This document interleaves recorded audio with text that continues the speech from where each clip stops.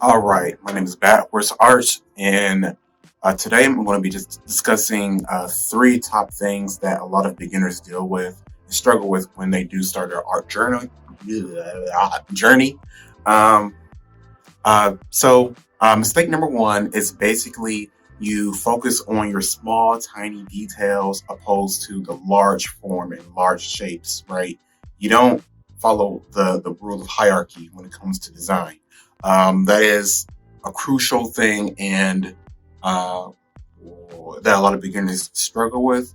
But you'll learn, the more you practice and do your artwork and whatnot, you're going to learn that hierarchy is going to help you make sense of a lot of things in your picture plane, and is going to help you develop your skills a lot faster as well.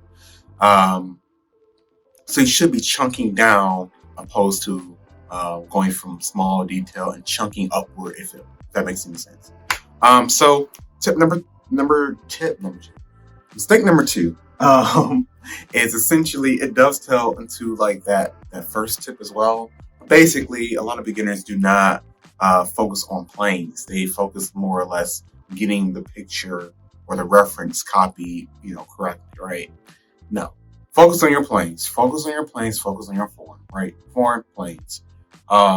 And uh, Basically, this is going to help you understand your image and what you're trying to draw, but also it's going to help you draw from imagination as well.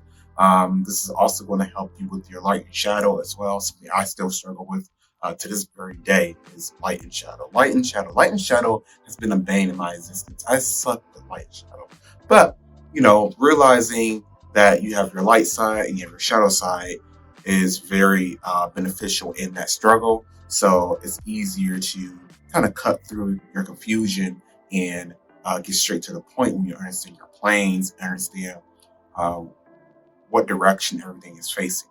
Um, and more of a more of a sidebar benefit of focusing on your planes as a beginner is you learn perspective um, a lot faster. I mean, a lot faster once you understand your planes, right? Because when you're focusing on your planes, you're already focusing on three dimensions, right? You have your Y, your X, and your Z planes, right? So you're already focusing on all three planes to make your picture look more three dimensional. No matter if you're just drawing cylinders, cubes, spheres, cones, whatever. Like you're still working on the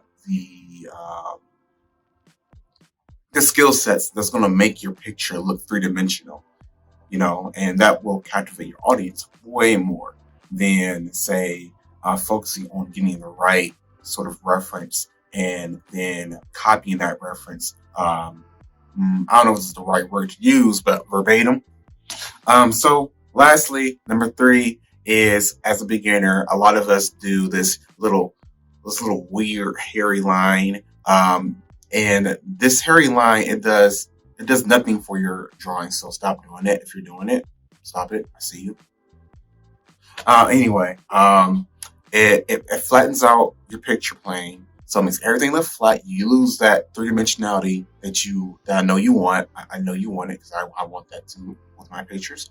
But Also you kind of lose the your momentum a lot as well.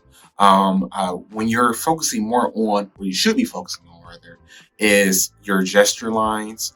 So this is like your shallow S curves, your deep S curves, your shallow C curves, your deep C curves. And then from there, you focus on your form, and then from your form, you focus on your planes, and so on and so forth, right? So that's kind of the order of how things should work when you are doing your drawings and whatnot.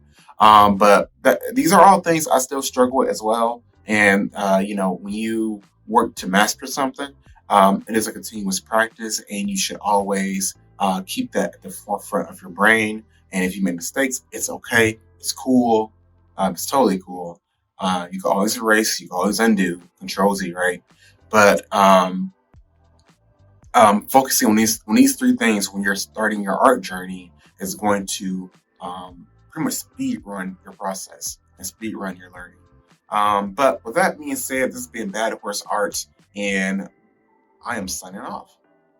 Good night, good morning, and peace out.